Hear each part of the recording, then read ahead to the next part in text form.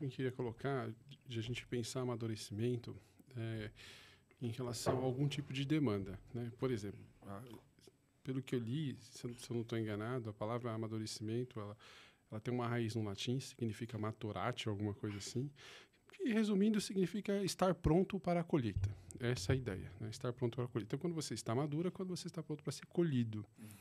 E aí, a gente tem circunstâncias da vida, fases da vida, em que a gente pode estar maduro ou não maduro, né? Então, a gente pode falar de diversos tipos de amadurecimento. A gente pode falar de um amadurecimento do ponto de vista emocional, a gente pode falar de um amadurecimento em relação à organização da vida financeira, a gente pode falar um amadurecimento relacional, a gente pode falar de amadurecimento de vários aspectos, né? Quando que a gente está pronto para uma determinada colheita, dependendo daquilo que se plantou, vamos colocar dessa forma, ou da expectativa que a gente quer, daquilo que a gente quer colher.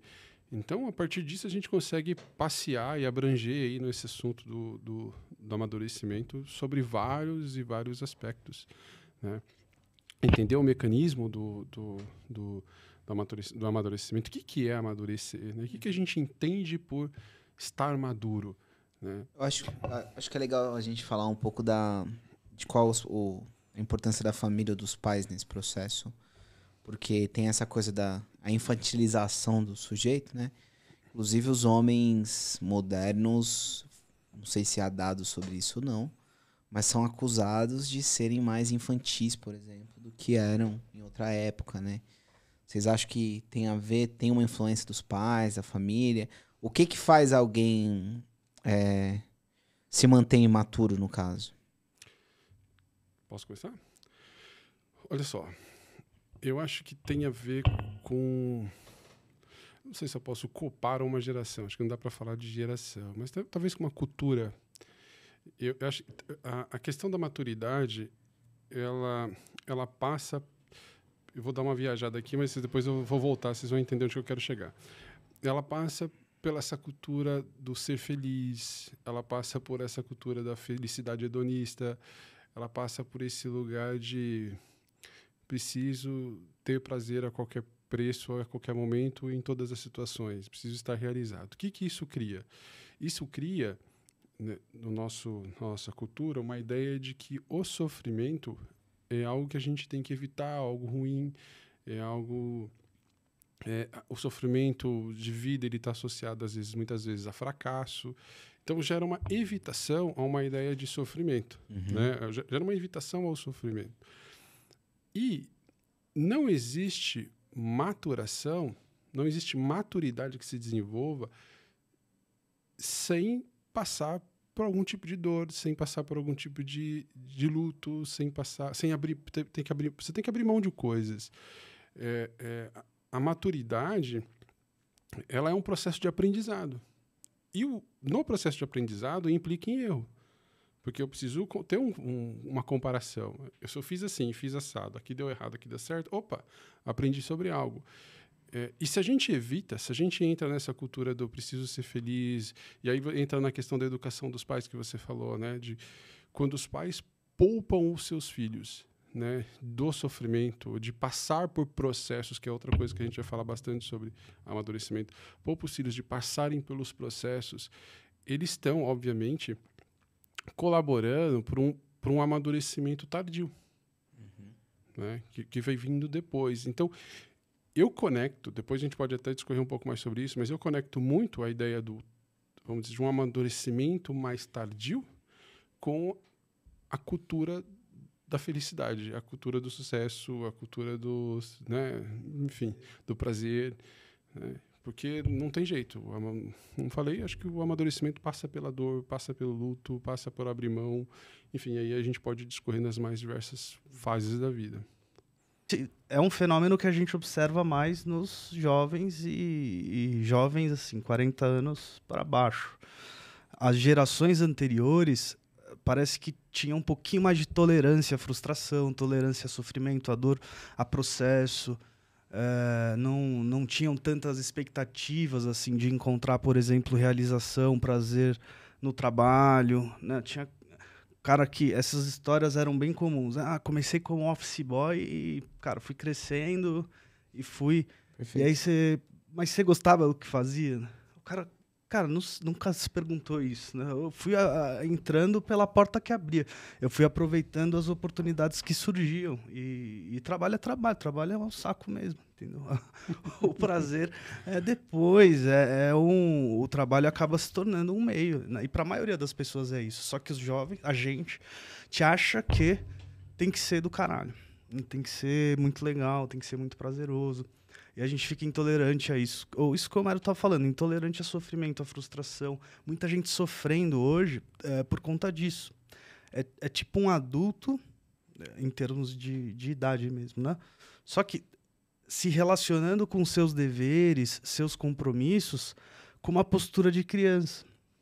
Porque a criança, criança pequena mesmo, né? Primeira infância, ela não consegue, a gente estava falando disso, gratificação muito distante do aqui e do agora, ela não valoriza, ela precisa de uma gratificação mais instantânea. Então a gente precisa negociar com a criança com essas coisas que acabam proporcionando uma gratificação mais imediata, né? Você vê muito adulto hoje se relacionando desse mesmo jeito com seus deveres. Então, cumpri com o meu dever, então eu mereço uma gratificação imediata. Eu, fiz uma coisa chata que eu não queria fazer, então eu mereço, sei lá, enfiar o pé na jaca, eu mereço. E normalmente coisas que proporcionam gratificação muito, muito imediata, muito instantânea. Porque é lógico que a recompensa ela é importante para a gente permanecer ali no nosso compromisso, realizando os nossos deveres.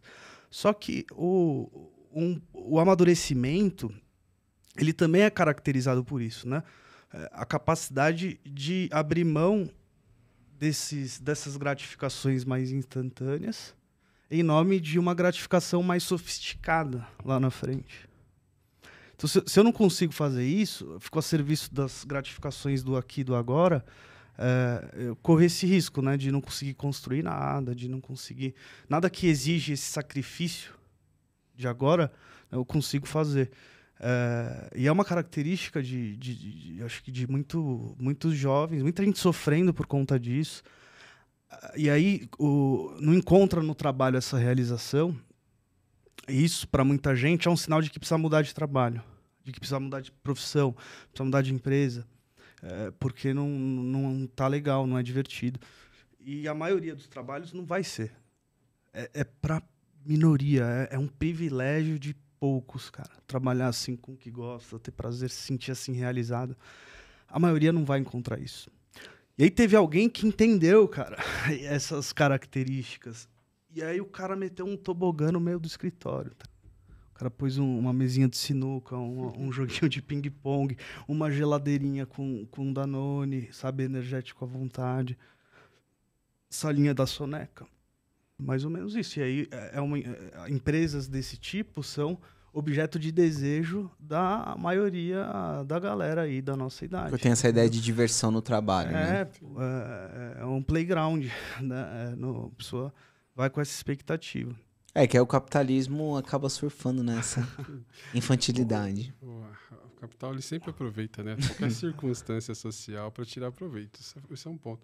Mas voltando àquilo que você perguntou, Marcos, né? Porque eu acho que a maturidade, ela... a gente estava conversando, eu e Fê, né? Começa quando o espermatozoide fecunda o óvulo. Se a gente for parar para pensar, ali inicia todo o processo de maturação de um ser humano. Mas até o... acho que não digo a primeira infância, mas eu digo infância e adolescência. Elas são fases importantíssimas para você criar anticorpos, né? Para lidar com a vida e se tornar um adulto maduro, né? Quando você tinha perguntado, quando que a gente se torna um adulto maduro? Olha só, é um processo. Então, por exemplo, se você pega uma criança, né? Porque, vamos entender o seguinte, é importante conceituar. Nosso córtex pré-frontal, ele só termina de se formar, se eu não me engano, lá por volta dos 21 anos de idade. todo o nosso controle inibitório está relacionado ao desenvolvimento do córtex pré-frontal. Por isso que você tem, por exemplo, adolescentes tendem a ser um pouco mais impulsivos porque eles não têm córtex pré-frontal pré-formado. Aquele experimento do marshmallow que o Fê colocou, algumas crianças têm um pouco mais de dificuldade de segurar o impulso porque não tem o córtex pré-frontal, né, ainda formado. Então, o controle inibitório ele é um pouco mais difícil mesmo para os jovens. Mas nessa fase, criança e adolescente, é onde a gente aprende a se dar alguns nãos. Né? E a maturidade está relacionada com a nossa capacidade de se dar não.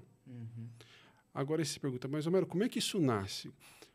Como eu aprendo? Como é que eu sei me dar não?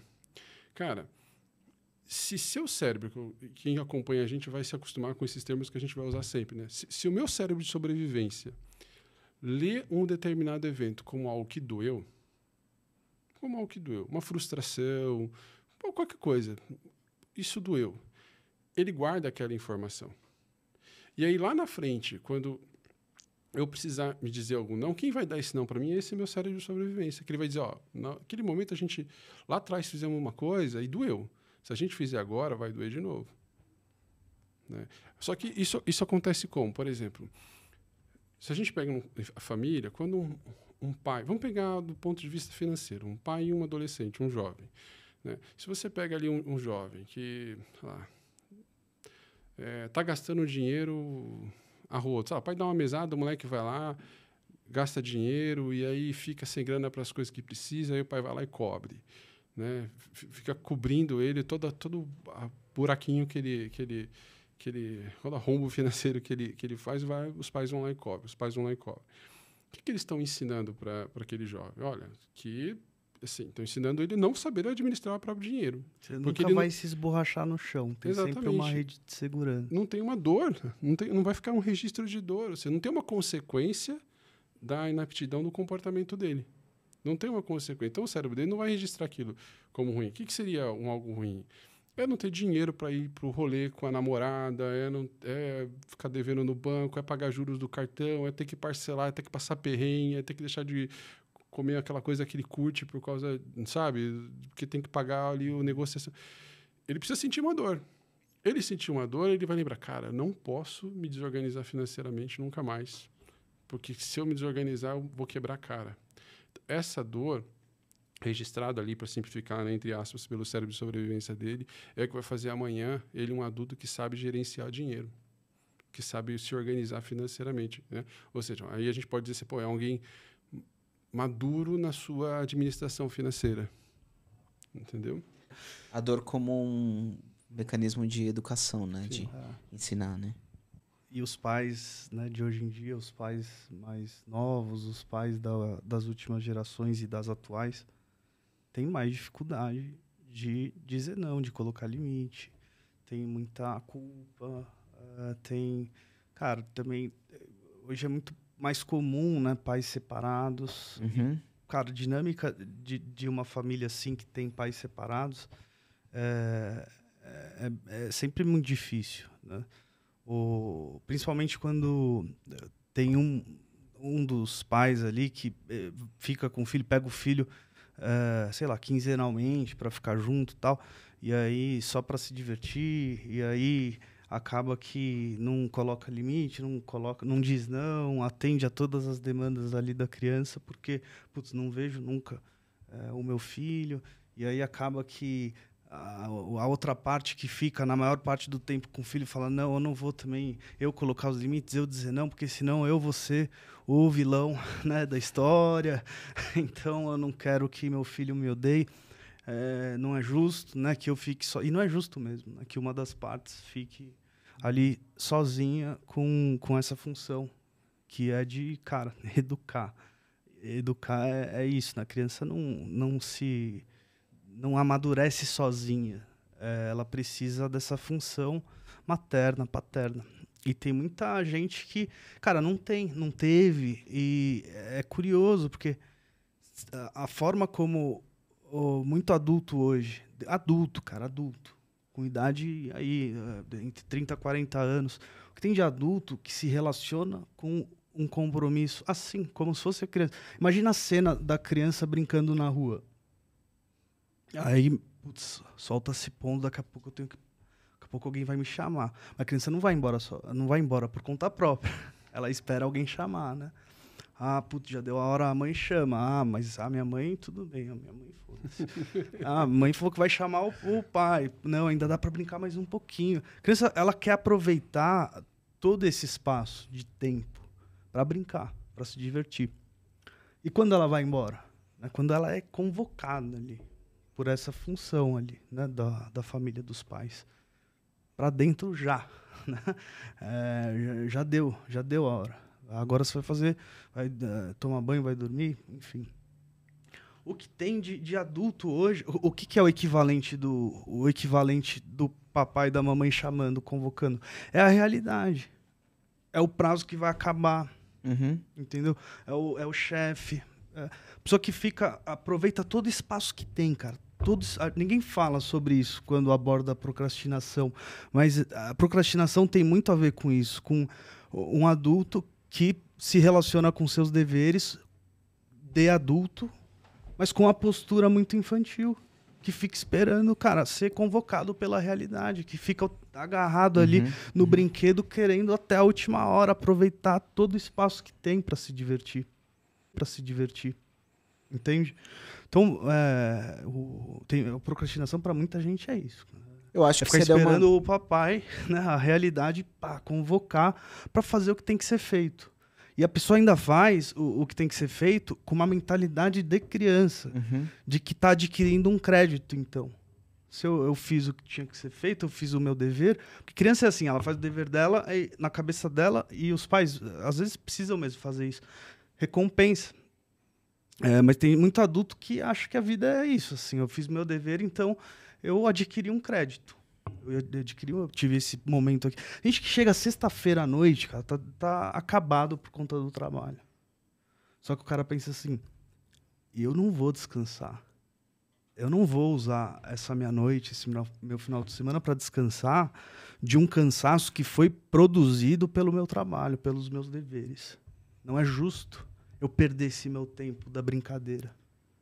O cara vai trabalhar podre segunda-feira, mas não descansa, porque não é justo perder o tempo da brincadeira. Ou se ele vai descansar, ele vai ressentido. Pô, tô indo descansar. Vou pedir uma pizza então. Mereço uma recompensa e vou tomar um baldinho de sorvete, cara, junto com a pizza. Entende? Tem muito adulto que não conseguiu superar essa maneira assim de lidar com os seus compromissos, porque, assim, deveres. A ideia da gente viver para o trabalho é meio deprimente também, né? No caso, eu acho que até nas devidas proporções é compreensível essa ideia do cara que quer se divertir, né? Porque senão, literalmente, ele viveu só pro trabalho, né? É que o problema é ficar preso a essa gratificação que é muito primitiva, cara. Tem que ter mesmo recompensa, cara. Senão, pô, a vida fica um saco. Mas ficar preso a esse modo, assim, que é muito infantil de se gratificar simplesmente porque fez uma coisa que não queria fazer, sabe? E dentro disso que o Fê estava falando, né?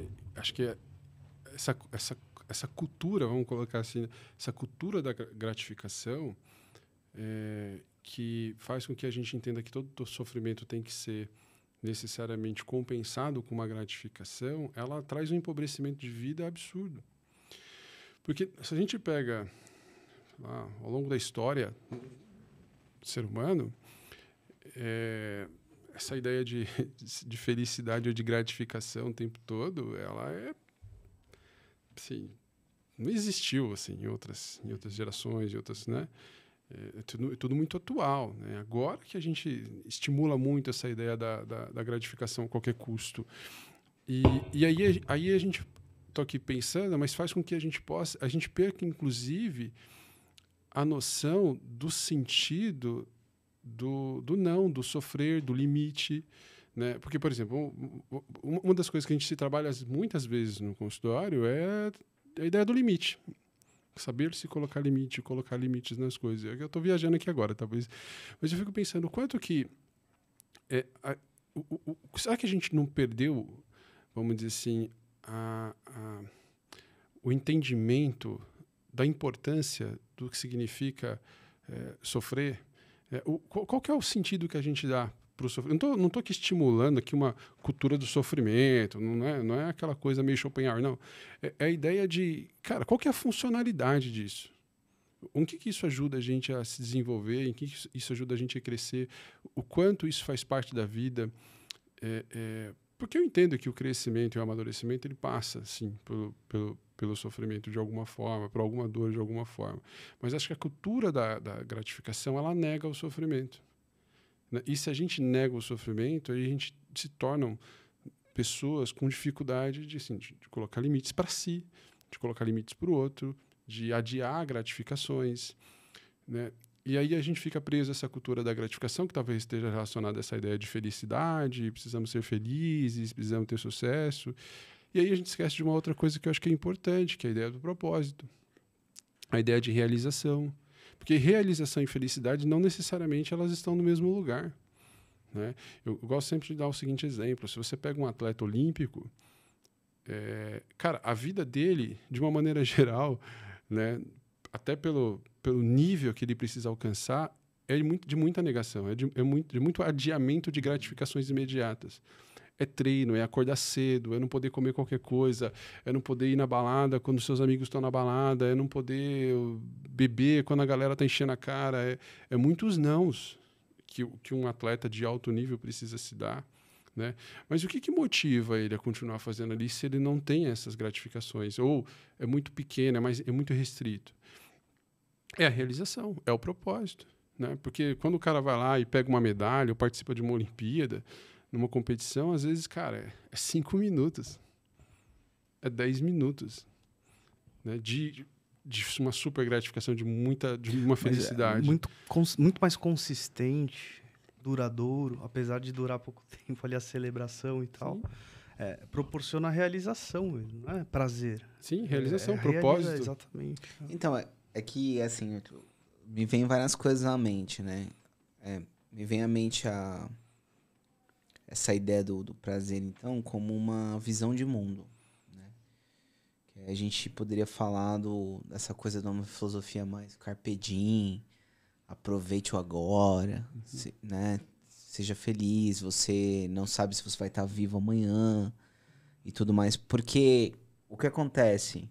Essa crença eu acho que ela é muito difícil de mudar, né? Seria legal a gente tentar entrar um pouco em como mudar isso.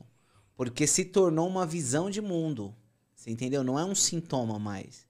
É quase que uma lente pela qual você enxerga a vida. Essa coisa da gratificação, do ser feliz no trabalho, da negação do sofrimento. Porque nesses momentos que a gente está fazendo essa reflexão aqui, a gente consegue lembrar. Mas é muito difícil de, na hora que você está sofrendo, você lembrar, olha, é assim mesmo. Tipo, vai doer mesmo. Normal. Porque eu acho que por isso que tem, por exemplo, por que tem pouca gente que tem um abdômen trincado? Mesmo sendo a vontade da maioria das pessoas. Tem a ver com tudo isso que vocês falaram. É difícil para alguém que tá viciado em gratificação mais imediata aderir a qualquer processo, né, que tem um ganho assim, né, como o fim, porque o fim tá muito longe. Né? Porque eu acho que a gente é uma geração sem propósito, se vocês quiserem falar um pouco sobre isso. Você falou que falta a ideia do propósito. Eu acho que falta a noção de propósito, falta várias coisas, assim.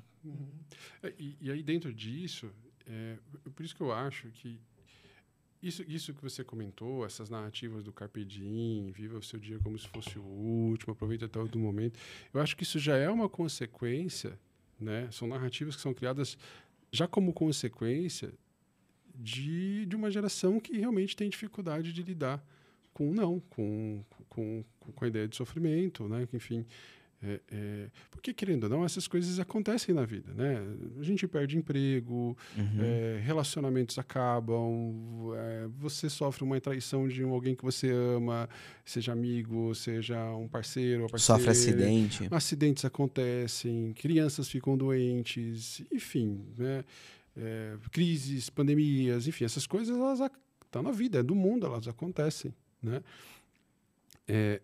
E eu acho que, assim, a negação disso tudo, né, eu acho que faz que ela gera já essas narrativas de, então, a gente tem que aproveitar cada dia como se fosse o último, e aí eu acho que isso gera uma ansiedade, né? Porque fica sempre aquela sensação de incompletude, de não ter vivido.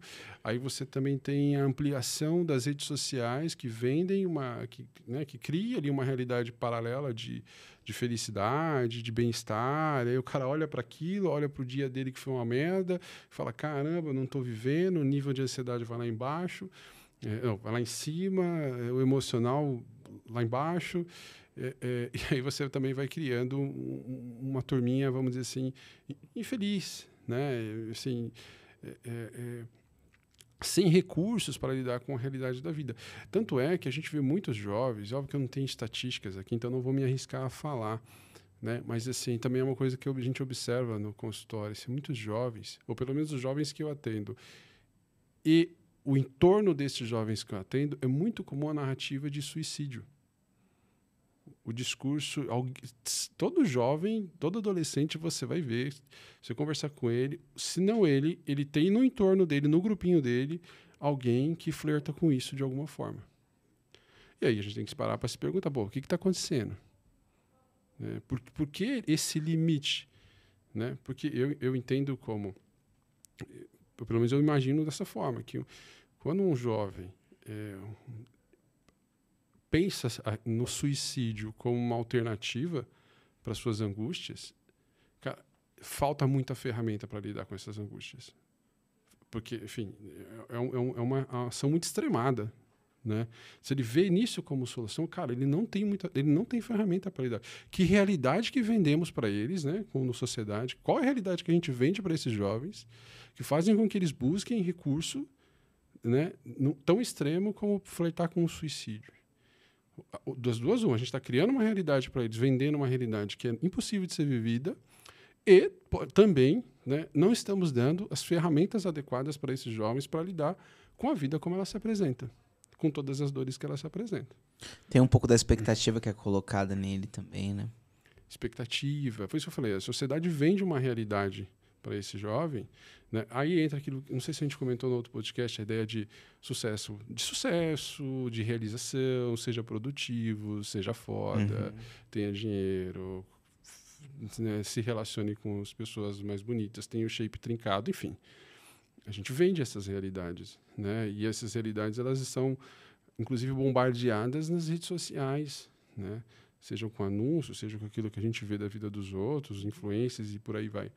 Então, acho que vale essa reflexão, né? Qual é a realidade que a gente está criando, né? Vendendo para esses jovens, e quantos recursos a gente está dando para eles para lidarem com as angústias da vida, com as demandas da vida, como ela se apresenta e que sempre se apresentou.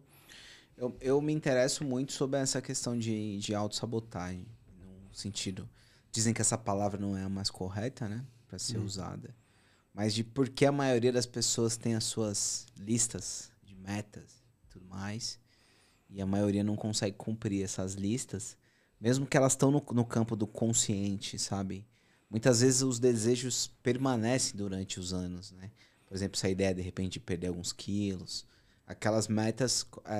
É uma meta já de anos, não é uma meta daquele ano específico. E por que as pessoas não conseguem, sabe? Cara, eu acho que tem muito a ver com isso tudo que a gente está falando. Que é a dificuldade de lidar com o processo. E o processo... tudo que é meio não é fim, né? E a gente é uma geração que está atrás do fim o tempo todo. Então... Enquanto eu estou ali, sei lá, no processo de emagrecimento, que é um processo que é sofrido, é privação, é vontade, é desprazeroso, cara. O processo é desprazeroso. Se eu não tenho tolerância nenhuma, se o meu limiar de tolerância é muito baixo a esse desprazer, eu vou abandonar o processo. E aí isso cabe para muita coisa. Aprender um idioma, cara. Só aprender. Tá na muito lista difícil de aprender muita um gente. idioma. Mas para você aprender um idioma, você precisa ser disciplinado. sabe? Muito. A gente fala muito de disciplina, mas, cara, disciplina é uma virtude bem, bem importante. Você consegue o que você quer com disciplina, sabe? Mas a disciplina envolve tolerância ao desprazer, à frustração. Ir na academia, pô, hoje, por exemplo, frio, chuva. Você se comprometeu com você mesmo, mas você não tem força egóica, cara, nenhuma para sair da sua cama e enfrentar o frio, a chuva, em nome do seu objetivo. Uhum. Então você vai ficar deitado. Você vai ficar, E o seu corpo não vai melhorar hoje, né? Exatamente. Não vai ter. E aí que tá. A gratificação não é hoje, amanhã. É muito lá na frente. Daqui muito 6 meses, um ano. É. Porque eu sempre falo para os meus pacientes, assim, em relação à atividade física, a mudança de hábito, assim, que envolve, né, a adesão a alguma atividade desse tipo, que a melhor coisa que pode acontecer para alguém é encontrar alguma atividade física prazerosa. Prazer na realização da atividade. Sim.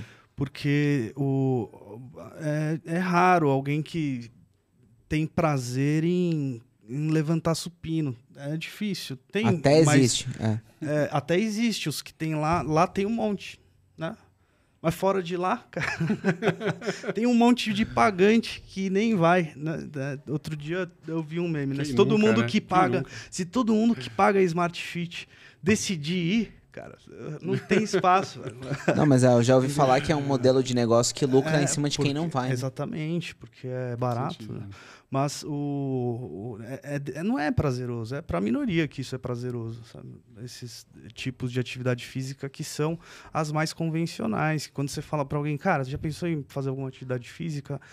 Não, acho que eu vou me matricular numa academia. A primeira coisa que as pessoas tendem mais perto, mais fácil. É isso. Só que, cara, será que combina com você? Será que sei lá, não tem alguma outra coisa que de repente vai ser mais prazerosa para você, que aí, pô, o dia tá chuvoso, tá frio, o resultado da atividade física, o shape trincado, tá muito longe, mas, cara, eu gosto tanto de fazer a atividade, eu gosto tanto, é tão prazeroso para mim, que eu vou. Porque a gratificação tá ali, né? Na própria realização. Mas então, a outra ponta desse seu discurso seria esse pensamento de não importa se combina comigo ou não, eu tenho que ir fazer e já era. Que aí já seria a resiliência. Não importa se eu gosto ou não, se eu tenho identificação ou não. Uhum. Porque, por exemplo, no quesito da musculação, tá comprovado que é a melhor atividade do mundo para o ser humano. A questão de o tanto que você tem de musculatura no corpo tá totalmente ligado à sua longevidade, tá totalmente ligado a... Tem um estudo aí, o cara ganhou até o prêmio Nobel. Ele fez um estudo chamado das Blue Zones, né? Que são as zonas onde tem as pessoas que vivem mais, né? E os hábitos das pessoas que vivem mais, entre eles está a questão de caminhada e musculação, de atividade física, né? E aí, eu acho assim, lógico, que a coisa da realização se você conseguir ter a realização no processo, legal. Mas eu também acho que, por exemplo, num perfil igual ao meu, eu nunca vou querer ir. Aí já tá nessa outra coisa, de você precisa ir, já era. Você precisa, sabe? E aí, como é que você fala para alguém que está inserido numa cultura que é viciada na gratificação instantânea, no processo curtíssimo? Como é que você vai dizer para essa pessoa, cara, vai lá, faz a atividade física, porque você vai se beneficiar disso na sua velhice? Beleza? Você vai, cara, você vai demorar mais para morrer, você não vai precisar usar andador lá na frente. A pessoa vai aderir? Não. A gratificação tá muito longe. Sim. E algumas pessoas, né, dessa questão da gratificação imediata, né, até falam, né, do desequilíbrio, né, da nossa balança dopaminérgica, né, que é a questão que é o hormônio que gera motivação. Então, se a gente está buscando gratificação o tempo todo, eu gosto de dar um exemplo para ficar fácil das pessoas entenderem, numa linguagem simples. Não sei se vocês gostam de doce. Você gosta de doce, Marcão? Você gosta? gosto de doce. Então, mas assim, você pega aqui brigadeiro, bolo, torta, pamonha, só doce. Um monte de doce bom aqui. Pô, o primeiro pedacinho, né, um brigadeirinho legal, chocolatinho, vai descer gostosinho. O segundo, beleza, né? O terceiro já não é mais aquele tão gostoso. Aí você vai pro bolo, pra torta, já também... Uma hora que você não tá tão empapuçado, cara, de doce, que por mais gostoso que tenha, perdeu o prazer, cara. Porque é demais, né? Então, essa cultura da gratificação instantânea, imediata, celular, rede social, pornografia, fast food, comida, né? Ela faz com que a gente perca, né, a capacidade de sentir prazer em coisas, né, em pequenas coisas. Se a gente pensa na ideia lá do como é que é o cara do MasterChef lá, o Fogaça, filósofo Fogaça, menos é mais, faz bastante sentido se a gente traz isso para a vida, né? Porque se a gente vai parar mesmo para analisar, a gente vai perceber que a gente precisa de muito pouca coisa para se sentir bem. Se não para analisar, é muito pouca coisa para se sentir bem, não precisa de muito, né? Mas eu falei, essa ideia da gratificação imediata com tudo, de todo o sofrimento vir acompanhado de algum tipo de gratificação, faz com que a gente perca essa sensibilidade dessas pequenas coisas, né? Você tem alguma hipótese de por que as pessoas não fazem o que querem? Como assim não fazem o que querem? Não fazem o que querem, por exemplo. Quero emagrecer, mas não faço. Então, mas aí tem a ver... Cara, aí a gente vai entrar numa outra paradinha, né? O quanto que nós temos consciência do que é os nossos desejos, o que é nosso e o quanto a gente sabe diferenciar o que é nosso, o que eu quero, os meus desejos, daquilo que é o que o mundo espera, o que os outros esperam, dos desejos que vêm de fora. E às vezes isso não é fácil de fazer essa distinção. É fácil para a gente falar aqui, mas para a pessoa, né, ter essa metacognição no sentido de se observar e conseguir fazer essa separação, aí vai procurar a gente lá na terapia que a gente ajuda, porque você precisa de um trabalho para fazer essa diferenciação. Então, muitas vezes as pessoas estão vivendo sobre demandas que não necessariamente é o que elas querem, né? E aí tem muita dificuldade, porque se não é o que eu quero, eu vou ter dificuldade de realizar. E aí, muitas vezes eu nem sei o que eu quero. Já começa por aí. Também você vai ter dificuldade de realizar. Você não vai ver propósito naquilo. Então, mas pensando nessa... É que o Fê já deu o ponto de vista dele. Pensando nessa lista de metas anuais, você acha que as pessoas não cumprem porque elas não querem de fato? Não. Eu acho que assim, olha só. Não é porque elas não querem, porque... É que a resposta é um pouco mais complexa. Existe uma diferença entre querer e estar disposto. Eu gosto de colocar isso para as pessoas. Porque a gente, às vezes, quer... Se você perguntar para mim, Homero, você quer comprar uma Ferrari? Né? Eu vou dizer, pô, legal, uma Ferrari, né? Eu quero. Né? Agora, você está disposto a passar pelo processo que precisa ser feito para comprar uma Ferrari? Acho que o exemplo não é muito bom, porque acho que eu nunca ia conseguir comprar uma Ferrari, mesmo respeitando o processo. Mas, enfim, sei lá, vai enxugar o dinheiro, vai guardar todo mês, vai botar no investimento, sei lá, daqui 10 anos você compra uma Ferrari. Talvez eu não esteja tão disposto a passar por esse processo, né? E aí a gente tem que se perguntar, tá, mas se eu não estou... Eu quero, mas eu quero por quê? Isso acho que é uma primeira pergunta. Por que eu queria uma Ferrari? Mas porque o Marcão falou, né? Eu tenho que começar a questionar, né? Não, eu entendi que eu quero, né? Mas por que talvez eu não esteja tão disposto? O que está por trás disso? Né? Isso também é um outro ponto que a gente tem que pensar. Quando você fala das tarefas, das pessoas que fazem tarefas anuais e tal, existe uma demanda do mundo, né, para a gente, né? Enfim, vida de adulto. Você paga a conta, né? Sei lá, vai pagar aluguel, pagar a escola de filho, sei lá, vai para essas demandas da vida. Tem que cuidar do corpo, aquela coisa toda. Só que também vale uma reflexão, Marcão, do quanto essa lista ela é idealizada e o quanto dessa lista é possível. Porque muitas vezes as pessoas não conseguem realizar aquilo que elas se propõem a fazer porque a lista está idealizada. Ela não é uma lista possível. É um outro exemplo que eu gosto de dar. Imagina se eu fosse correr fosse fazer uma disputa de uma corrida de 100 metros com o Bolt, o Usain Bolt. Qual é a chance de eu, Homero, né, que não sou tão longe aí de ser um atleta, ganhar dele? 0. E eu posso correr quantas vezes eu quiser. Mas se eu ficar botando na minha cabeça, eu tenho que ganhar, eu tenho que chegar, cara, não vai rolar, é impossível, tá fora. Eu tenho que trazer mais para o meu universo, sei lá, eu vou ter que apostar corrida com vocês. Aí a gente, talvez, acho que se eu treinar um pouquinho, a gente consegue ganhar. Entendeu? Também tem um ajuste disso, assim, do quanto que essas demandas, elas são ideais e o quanto dessas demandas são possíveis. Mas eu tenho escutado bastante falar que a régua dessa geração é baixa. Num sentido assim, eu entendo o que você está falando, mas eu acho que não é isso o que acontece com a maioria das pessoas. Eu acho que a maioria que aí tem tudo aquilo que a gente falou, de não suportar o sofrimento, de talvez não ter a consciência de que o processo vai ser doloroso. Porque eu acho que as pessoas não conseguem, não conseguem conquistar nem o que é possível mesmo. Tipo, porque, por exemplo, se você for ver quantas pessoas que poderiam ter entrado numa faculdade, talvez, e não fizeram, e era possível, tem parcelamento, tem tudo. Entendi. A coisa do emagrecimento, muitas vezes, é possível. Não é uma coisa que é impossível. Mas talvez tenha a ver com essa coisa do carpe diem, talvez tenha a ver com o não conseguir estabelecer um propósito, não conseguir estabelecer...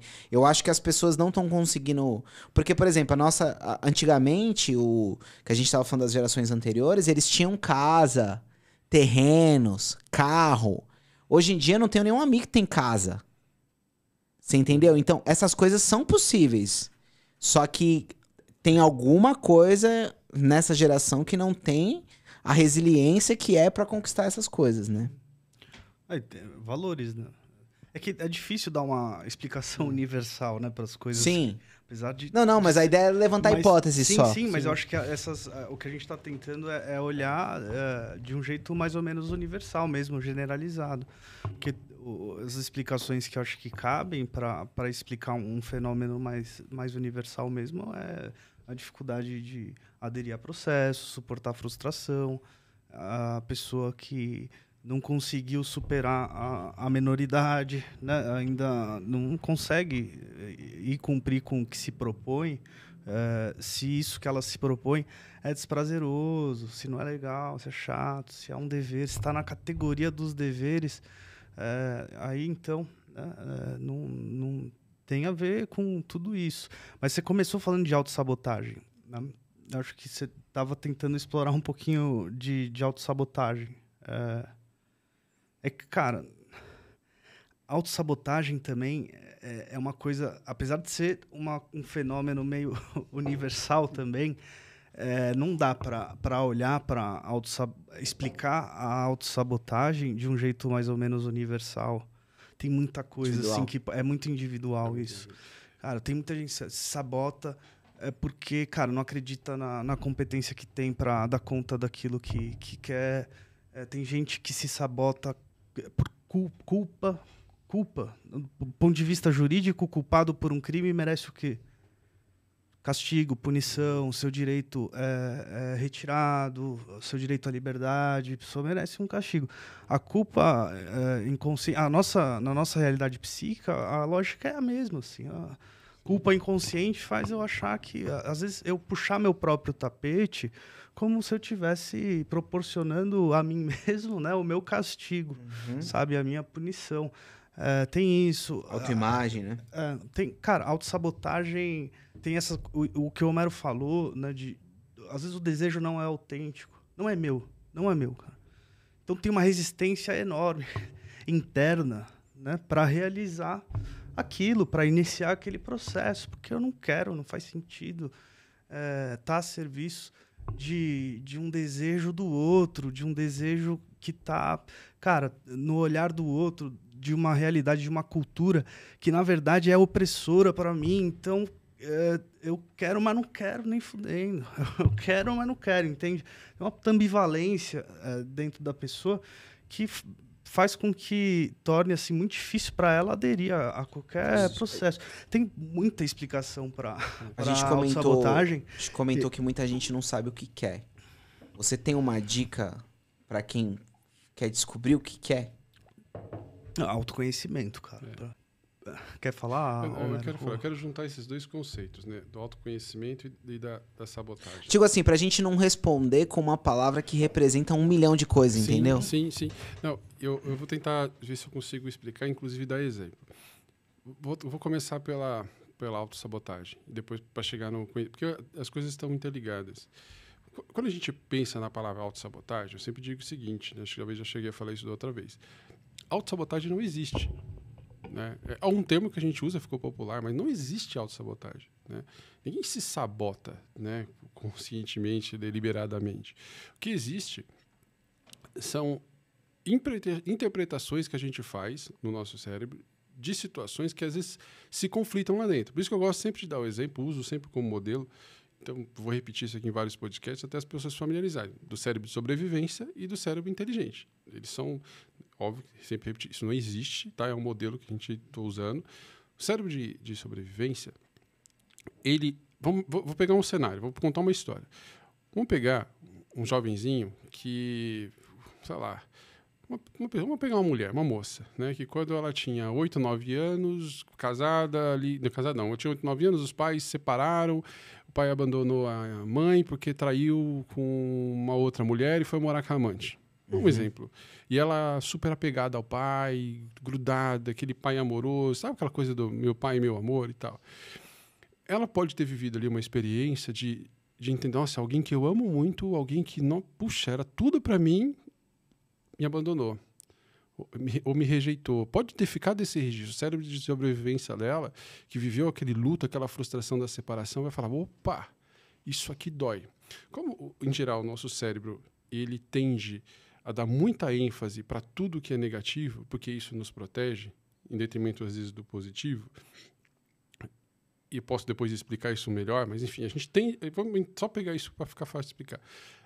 Ele tende a... Ele é meio generalizante, né? O cérebro, ele generaliza. Então, ele pega aquilo que é negativo e capta tudo. Por quê? Porque lá na frente, se ele pegar algum sinal daquelas ameaças, ele já liga o alerta.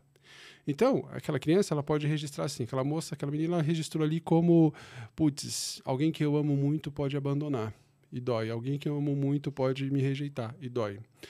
Quando ela vai lá na frente viver as primeiras relações de amor dela, na adolescência, né, enfim, início da vida adulta, que ela sente um amor muito grande por alguém, vai apitar aquela dorzinha, aquele cérebro de sobrevivência que registrou todo aquilo e falou, quando a gente amou alguém assim, doeu.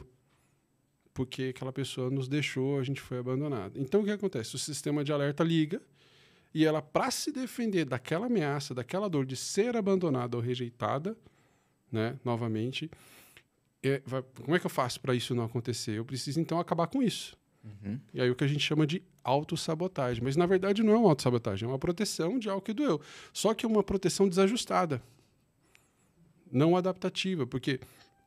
Aí por isso que a gente fala de usar o nosso cérebro inteligente para convencer esse cérebro de sobrevivência de, filho, você está interpretando errado a situação, esse cara é outra pessoa, não é aquele anterior, entendeu? A relação pode ser diferente, você já é adulta, você não é mais uma menina. Então, aí tem todo um trabalho que a gente vai fazer também na psicoterapia para ajudar a pessoa a religar a comunicação entre aspas, esses dois cérebros, entendeu?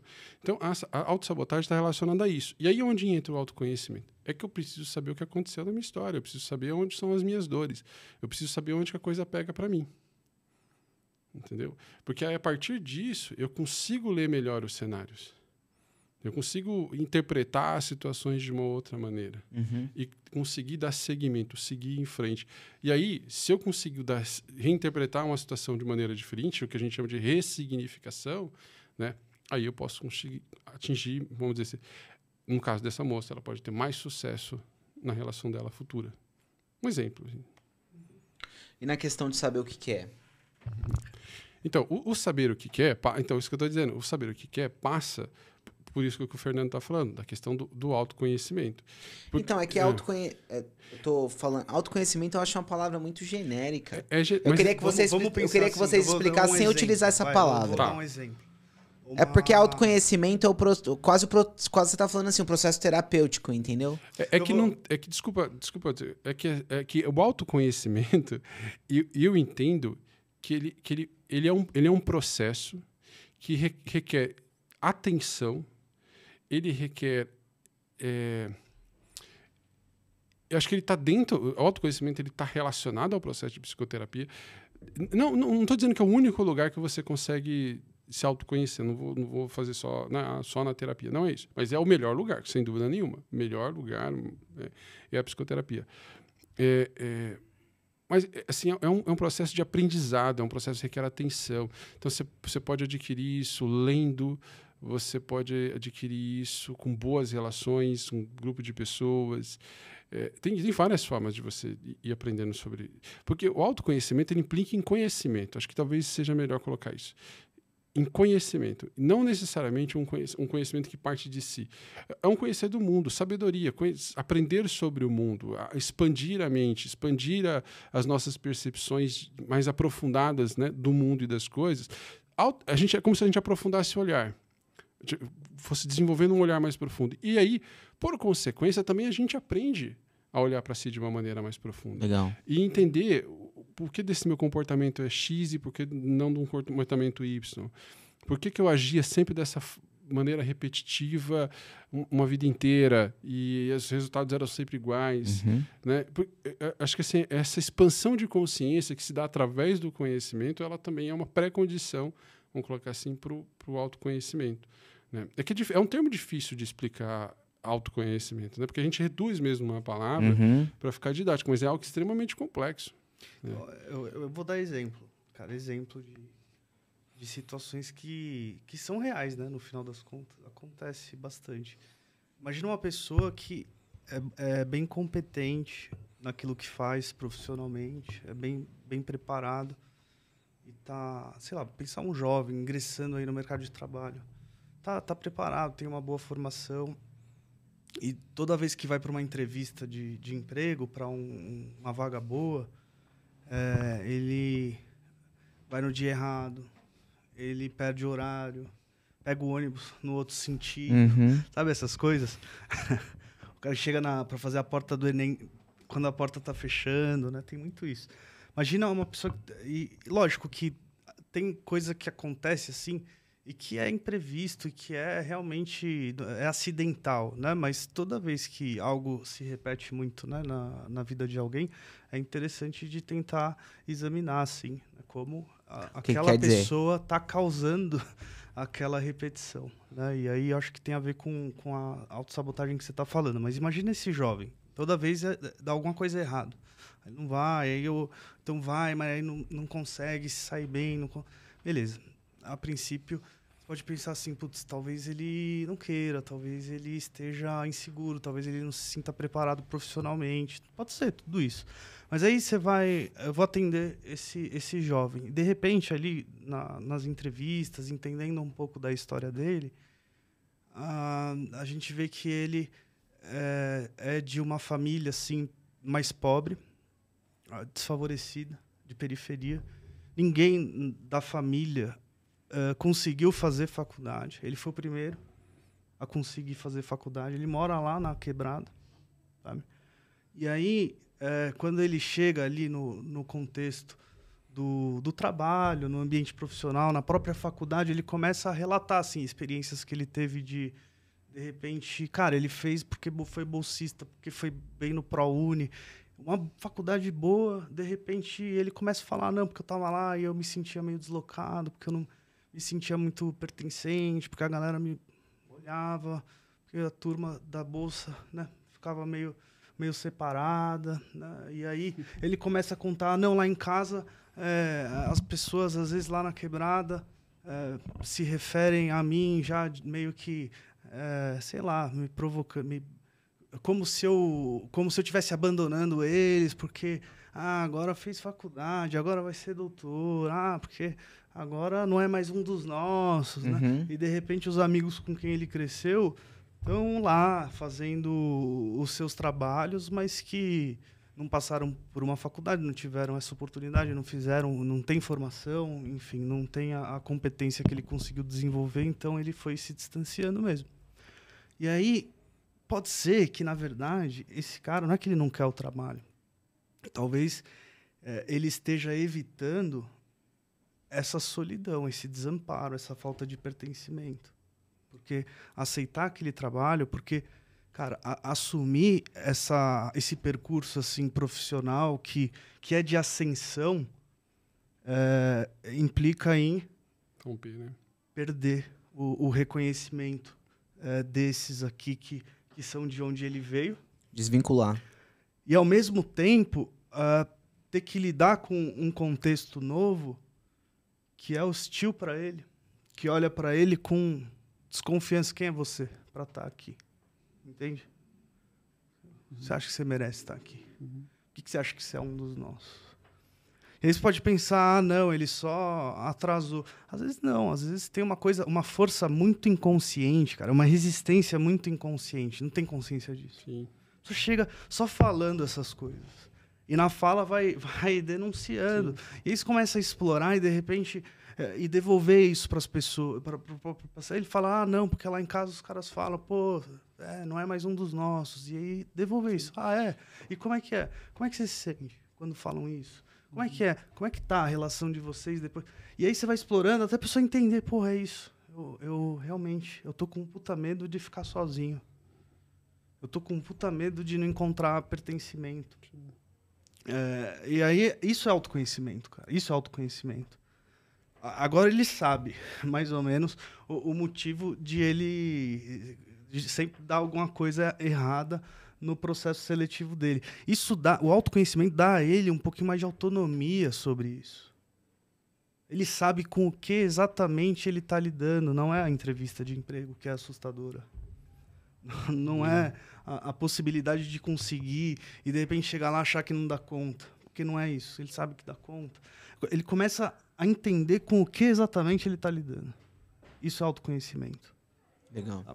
Então, tem, cara, vários exemplos de situações como essa, assim, que a pessoa tem insight e simplesmente entende que ela está olhando para uma coisa que é muito superficial, que é, na verdade, uma representação, que é, muitas vezes, uma situação equivalente a uma outra muito anterior e que, às vezes, está até esquecida, cara. É como uma atualização do trauma, entende? Às vezes a pessoa está ali de um jeito muito inconsciente, repetindo uma cena, puxando o próprio tapete, dando a outro a oportunidade de se reparar com ela, porque, na verdade, é uma tentativa inconsciente de reparar uma história lá de trás, e aquele é só um representante do opressor lá de trás, sabe? Tem muita coisa que, no processo terapêutico, que isso é autoconhecimento, a pessoa ter esses insights, entender com o que ela está lidando. E dar nome, né? Dar nome, visualização.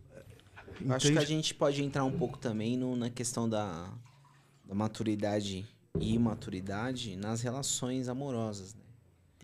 Relacionamentos não tem tempo amorosos. É outro podcast. Mas não, dá pra gente falar um pouquinho.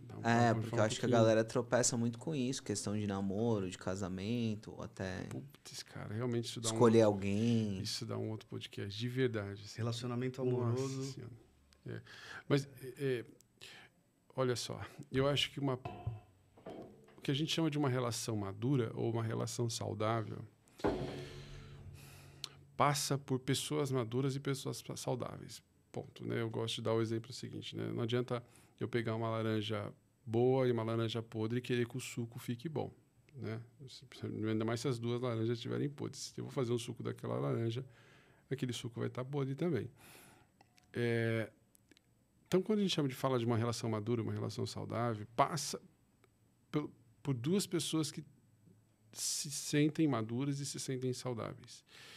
E aí entra tudo que a gente falou, né? Entra a ideia do autoconhecimento, né? Porque a maturidade ela tem a ver com autoconhecimento, ela passa por isso. E se eu sei quais são os meus sintomas, se eu sei quais são as minhas encrencas, se eu me conheço, né? Se eu tenho a noção do meu lado bonito, do meu lado feio, na hora que eu vou fazer uma escolha por alguém, eu não vou buscar necessariamente alguém que venha tampar o meu lado feio. Eu não vou fazer uma escolha sintomática. Eu chamo assim, né? A gente faz muitas pessoas, mas muitas pessoas, cara, isso é um tema realmente para a gente discorrer com outro dia. Mas muitas pessoas, elas fazem escolhas sintomáticas, porque elas não têm a maturidade, aí entra a questão da maturidade, né? Que não tem a ver com tempo cronológico, mas elas vão resumir aqui, elas não têm conhecimento suficiente a respeito de si e faz escolhas superficiais, de acordo com, às vezes, desejos momentâneos. Né? Uma escolha vamos pegar uns jovens, assim, quando você tem 20 anos de idade, você tem uma cabeça, quando você tem 30, tem outra, quando você tem 40, você tem outra. Né?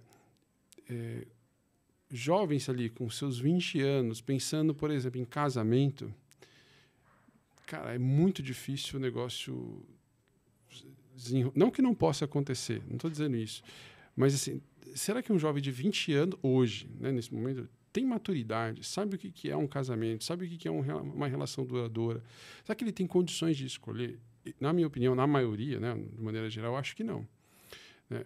Porque não está pronto. Algumas requerem experiência. A maturidade, né, como eu coloquei, é você estar pronto para a colheita, né, diante de uma determinada demanda da vida. Então,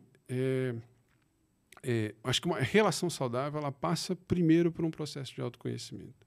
Ela passa por um processo de, que eu preciso minimamente saber sobre mim para que eu possa fazer uma escolha mais saudável. Eu preciso saber me comunicar. Se você não souber se comunicar, você não vai ter uma relação saudável. Eu preciso saber o que é meu para não ficar projetando as minhas encrencas no outro. Né? Só para dar um exemplo, para não ficar só nessa locubração, sei lá, vou pegar uma que é muito comum. Eu sempre falo que é muito comum, principalmente quando eu vou atender casal. Isso acontece direto. Às vezes as pessoas não sabem diferenciar desconfiança de insegurança. Não sabem diferenciar. Porque a desconfiança é do outro. A insegurança é minha. Só que se eu não tenho noção, ou o conhecimento, o autoconhecimento, de quais são as minhas inseguranças, de que aquilo é meu, eu só simplesmente projeto no outro e desconfio do outro. Entendeu? Então, eu sou uma pessoa insegura, mas eu não sei que eu sou insegura e me torno uma pessoa desconfiada, porque eu estou sempre projetando no outro a responsabilidade da minha segurança. Uhum. Então, uma coisa simples, que em terapia de casal, vira mexer, a gente tem que trabalhar, é separar essas duas coisas. O que é desconfiança e o que é insegurança. E aí é difícil trazer essa ideia de, opa, a insegurança é sua, vamos entender o que aconteceu, por que você é tão inseguro, né? Para que você não precise desconfiar tanto. Entendeu? Enfim, é difícil explicar, mas assim, falei, é um assunto que a gente poderia até falar com um tema e vir lá do início. Cara, dá vontade de dar vários exemplos. O dedo podre. Já ouviu? Dedo podre. Muita gente chega dizendo, tem muita gente chega na terapia dizendo, eu tenho dedo podre. Eu só arrumo encrenca, cara, para me relacionar. Então, tem um exemplo clássico, né? Sei lá, uma mulher, imagina uma mulher que chega e fala assim, pô, todos os caras com quem eu me relaciono acabam se desinteressando. Na verdade, eles já desde o início mostram assim pouca disposição para atender aos meus interesses, às minhas demandas, meio que me desprezam. Sempre acontece isso, né? São assim os meus relacionamentos. Aí você começa a entender um pouco da história daquela pessoa e aí você percebe que ela vem, às vezes, de um ambiente familiar assim, muito negligente, sabe? De um ambiente familiar, ambiente familiar pai e mãe, cuidadores, né? Que tinham pouca disposição para atender mesmo as demandas dela, né? Um ambiente familiar com muito filho também, às vezes acontece isso, né? Fica pouca... A atenção ela é limitada, né? Não dá para dar muita para muita gente, porque você fica sem.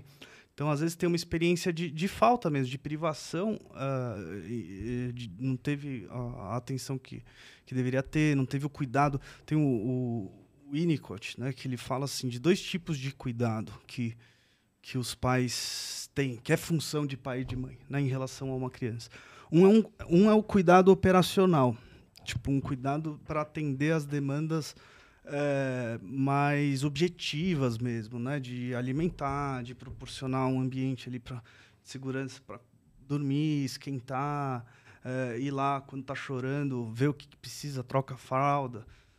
A criança um pouco mais velha tem tudo o que precisa dentro de casa, tal, não tem falta desse tipo.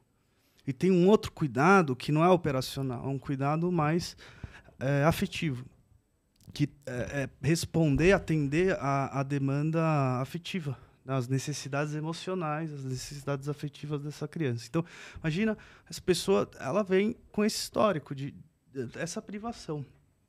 E aí você começa a entender que às vezes a pessoa está, cara, tentando ter um passado melhor, sabe, através do relacionamento de hoje. Sim. Tentando dar ao outro a oportunidade de reparar uma história que não foi elaborada, está fixada às vezes numa cena aqui para ela, está difícil de superar.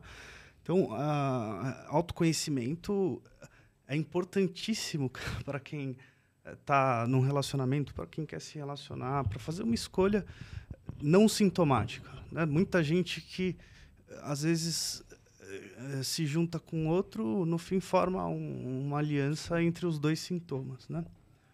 Muito, sei lá, muito irresponsável, só faz merda, imaturo, precisa de cuidado, e um outro do outro lado que teve que amadurecer muito cedo porque os pais eram desse tipo, pai alcoólatra, é irresponsável, precisa de cuidado, precisa estar atento, tem irmãos que precisa cuidar, tal, e aí pronto, um tem uma necessidade enorme de cuidar do outro e o outro tem uma necessidade enorme de ser cuidado, cara.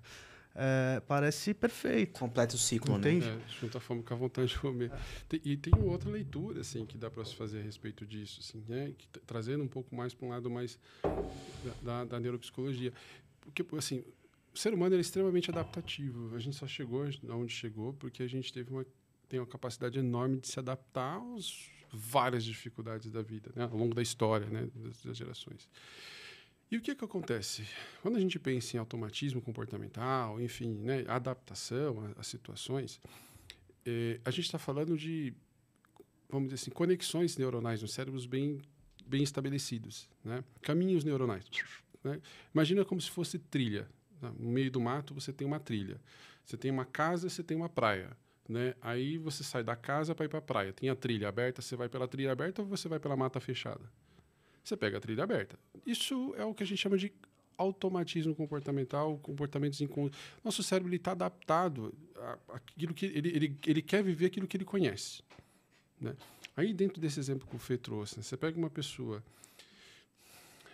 que vem de um cenário de privação, de uma criação de privação emocional. Né? Pô, sei lá, igual ele falou, muitos irmãos, situações, às vezes, de uma negligência que o outro. Enfim, a gente pode pegar N cenários. Mas vamos pegar isso, privação emocional. Ela se adaptou a isso. Virou o lugar conhecido. Virou o lugar onde, putz, eu sobrevivi a isso e eu sei viver bem nisso. É um lugar comum, é um lugar confortável. É maluco dizer isso, mas é o meu lugar confortável, é onde eu sei viver. Então, a tendência é, quando ela encontra alguém que gera esse conforto, é repetir. Entendo. Nossa, esse cara, ele não tá nem aí pra mim. Sabe, vamos lá. Uma pessoa começa, se encontra um narcisista, putz, é isso. Pô, vai me voltar a me colocar naquele lugar confortável.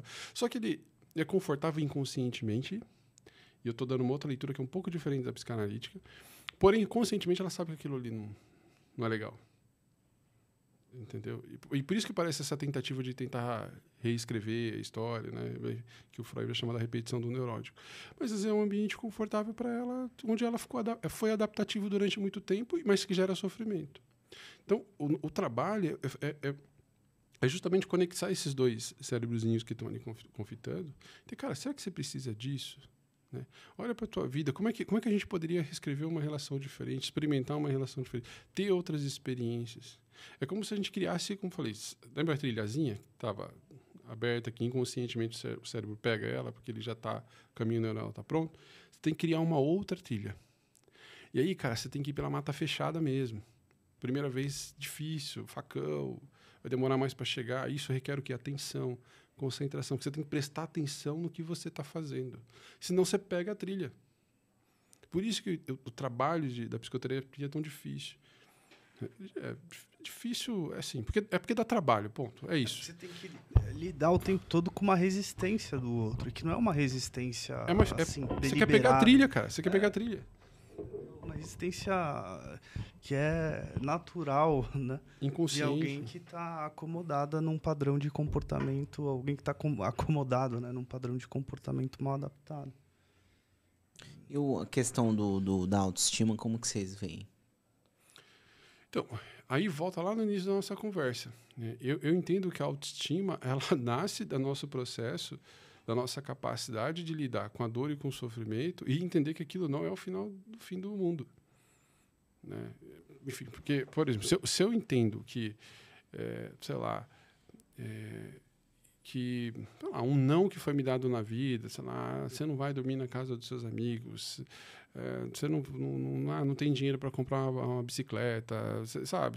Esses nãos que a gente às vezes recebe ali dos pais. Enfim, que você entende que você não vai comer na sobremesa antes do almoço. Eu estou dando um exemplo bobinho, mas se eu começo desde muito cedo, né, passo por esses limites que a vida deu e entendo que eu não morri por isso, que, né, olha, isso não foi uma grande... Não foi nenhuma grande tragédia, eu sobrevivi e consigo tocar a vida, eu me torno muito mais resiliente, né, para as pancadas que a vida vem a trazer. Mas confiante, eu sei que aquilo passa. Entendeu? Eu sei que aquilo passa, aquele é momento. Então, a gente pode traduzir isso como uma autoestima, ou seja, alguém que diz, não, deu errado aqui, mas vai dar certo lá na frente. Por quê? Porque já tem experiências passadas de situações de frustração que... Entendeu? Que ela está vacinada, tem antídoto. Então, eu vou de novo porque eu sei que eu vou conseguir. Não, eu sei que é uma questão de persistir. Eu sei que se eu for disciplinado e botar o objetivo, eu chego lá. Não sei como... Eu concordo com o que o Romero está falando. Autoestima, dá para substituir a palavra, inclusive, por várias outras, né? Eu gosto de falar de força mesmo, força egóica, para me referir ao que o Homero está falando, né? Que é a resiliência, a capacidade de perseverar, de não... Cara, a capacidade de não se ver vítima de um mundo opressor, um outro que é causador de todos os meus problemas, capacidade de se responsabilizar pelo que está vivendo, pelo desafio que está enfrentando, pela adversidade que está atravessando. Isso é autoestima, é força egóica. Uma pessoa que... quanto mais a pessoa... A autoestima, ela depende bastante também, assim... Não dá para falar que não é, porque ela depende de realização. Por exemplo, dieta. Até mesmo no campo do relacionamento. Cara, né? em tudo. Porque se você só tem experiência de fracasso, você se propõe a fazer uma coisa, chega lá, cara, na primeira oportunidade que você tem de vacilar com você mesmo, você vacila. De romper com o seu contrato, você... Foda-se, o que eu combinei comigo. Beleza, no dia seguinte, não, dessa vez vai. Mas você já tá com esse registro de fracasso, de que, puta, eu não sou dos que dá conta. Eu não sou da galera que vai para cima, que é resiliente, que enfrenta. Então, já vai meio com o pé atrás, já vai querendo não ir. E aí não vai de novo. É experiência de fracasso. E aí, cara, a autoestima vai lá pro chão, cara. A autoestima vai lá para baixo. Então, a autoestima depende muito disso. Essa, cara, convicção de que eu dou conta. Eu dou conta de superar uma dificuldade, eu dou conta de aderir e ser disciplinado a algum processo. Eu dou conta, cara, se, sei lá, perder emprego, eu dou conta, eu me adapto, foda-se. Meu relacionamento, puta, dou conta. E não é isso que vai me desorganizar. Se tudo der errado, também foda-se, eu dou conta. Se tudo der errado, cara, eu vou viver com tudo tendo dado errado mesmo. Eu me vejo forte para lidar com as situações que eu vou encontrar. Então, uma pessoa muito, muito frágil, com pouca força egóica, que olha para tudo como se fosse um desafio muito grande, se vê assim, capaz de lidar com qualquer coisa, a pessoa que se vitimiza, e aí dramatiza, e uma pessoa que se queixa. Para de reclamar, vai lá e faz, sabe? Uhum. É seu dever. Maturidade é isso. Cara, para de cumprir com o seu dever de adulto como se ainda fosse uma criança. Você não merece uma recompensa porque fez o que devia fazer. Você não merece, cara, sonequinha porque você conseguiu cumprir com a tarefa. Você não precisa esperar papai chegar, que a realidade convocando, o prazo acabar. Não precisa esperar papai chegar, vai lá e faz. Porque é o desafio da maioria das pessoas. Assumir uma postura madura diante da vida adulta e de tudo que a vida adulta envolve. A pessoa fica... é porque eu procrastino, porque eu tenho uma dificuldade, porque eu vivo a serviço da dopamina. Cara, não é. Papai não vai te buscar. Para de esperar essa convocação da realidade. Para de esperar esse limite de fora. Coloca você. Olha para sua criança e diga isso. Papai não vem buscar. Papai não vem chamar. Faça você, se vira, tá com você. Volta por conta própria.